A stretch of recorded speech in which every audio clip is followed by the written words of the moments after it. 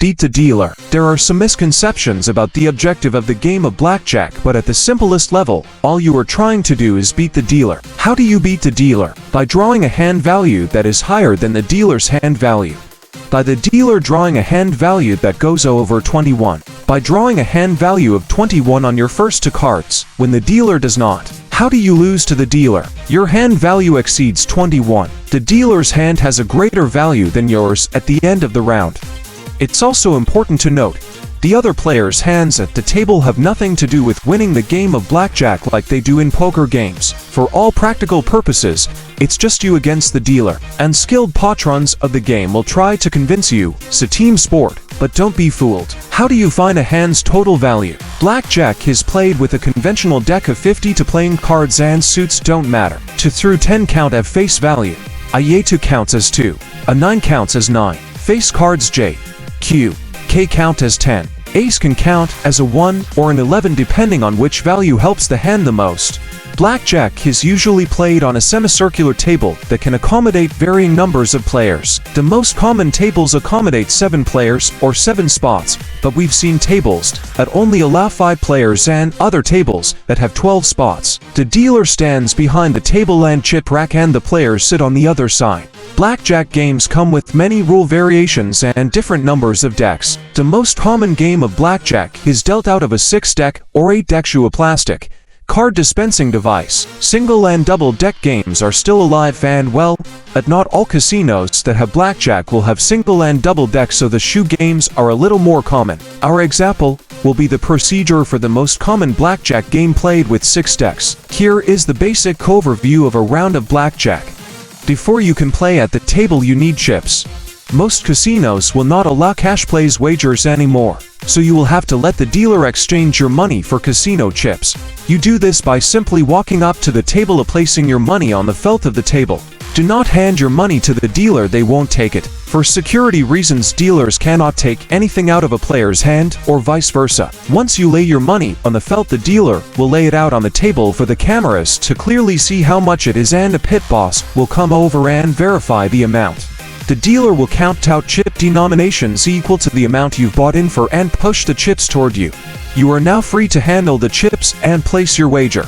The dealer will arrange your buy-in on the felt so the cameras can clearly see the amount. This is what buying in for $1,000 looks like.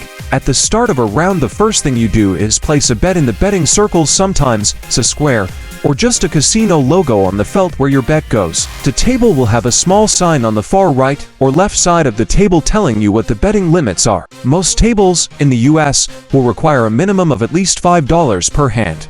But the minimum and maximum bet you can make will be different depending on what casino you go to and the regulatory environment where the casino is located.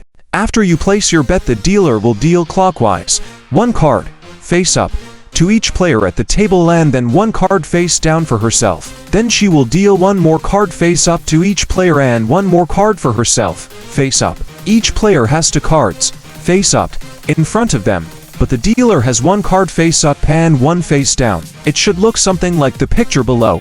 Now it's time to play the game. The dealer will start at the person on their left, also known as first base, and wait for that player to play their hand. You have 2 cards face up in front of your bet.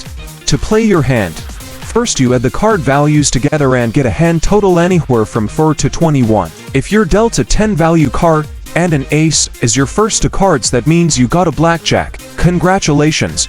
Those get paid 3 to 2 or 1.5 times your wager immediately, without playing through the round, as long as the dealer doesn't also have a blackjack. If the dealer also has a blackjack, you wouldn't win anything, but you also wouldn't lose your original wager. This is called a poche. If you don't have a blackjack and the dealer doesn't have a blackjack, your dealer will point to each player in succession and wait for you to decide how you want to play your hand. When it's your turn, you will have to make your decision using the appropriate hand signal. Dealers will not respond to your verbal instructions because the cameras need to see your decisions as well. There are 5 ways you can play your hand. Stand. If your first 2 cards are acceptable, you can stand and the dealer will move on to the next player. Hand signal.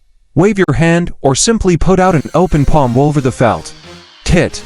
If you would like more cards to improve your hand total, the dealer will deal you more cards, 1 at a time. until you either bust go over 21 or you choose to stand. There is no limit on the number of cards you can take other than going over a total of 21. Hand signal. Tap the felt with your finger. Double down. If you have a hand total that is advantageous to you, but you need to take an additional card, you can double your initial wager and the dealer will deal you only one additional card. Hand signal. Just put up a wager equal to your initial wager on the left side of your original bet and the dealer will give you one additional card. Turn sideways to indicate you may not take additional cards. Note: most casinos will also allow you to double for less, meaning you don't have to put up an equal wager to your original wager. However, mathematically speaking, there is never a time when doubling for less is a better decision than doubling for the full amount, so we would discourage doubling for less even if the casino will let you. Split. If you're dealt a pair to cards of equal value, you have the option to put out a second wager and the dealer will split the two cards so that each card will become the first card on two new hands. This also applies to face cards. You are allowed to split a hand consisting of a king and a jack because they both have the same value, even though they are not actually a pair. Hand signal. Put up a second wager equal to your first, then give a peace sign to signify you would like to split and not double down. The dealer will make two hands out of your first hand and you will be dealt a second card on each. Surrender. If you don't like your initial hand, you have the option of giving it up in exchange for half your original bet back. Hand signal. Draw a line across the felt behind your bet as if you were cutting a slit in the felt with an imaginary knife. It is common for dealers to mistake this signal for the hit signal. To be safe, always verbalize the word surrender to your dealer and then make the signal on the felt for the cameras. I know what you're thinking. Oh my gosh, that's a lot of options. How do I know which one is the best choice? Well, that depends on the dealer's up card, the dealer card that is face up and visible to the players. Basic strategy.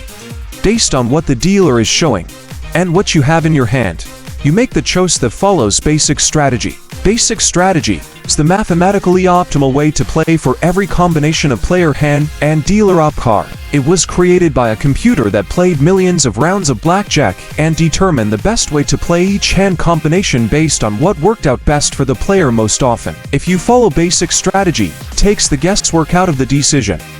When you follow basic strategy and play your hand by using one of the 5 options listed above, one of 3 things will happen. You stood immediately.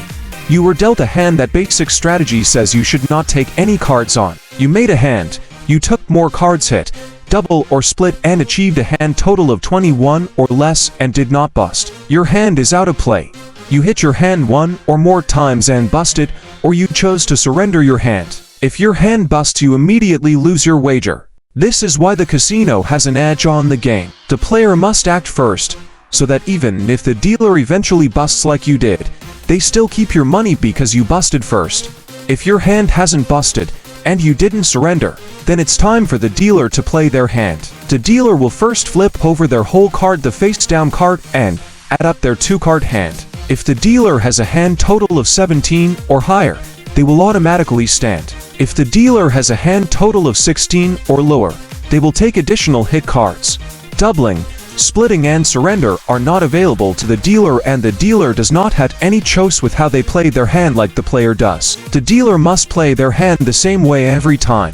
The only exception is when the dealer has a 17 that consists of an ace and a 6. This is called a soft 17, and, depending on the casino, this hand is sometimes hit by the dealer because it can also count as a 7 due to the flexible value of an ace, giving the dealer more chances to get a better hand than 17. This gives the casino a bigger advantage than if the dealer stands on all 17s. Whether or not the dealer will hit a soft 17 will usually be prominently displayed in text on the felt, so you know how to expect the dealer to play their hand.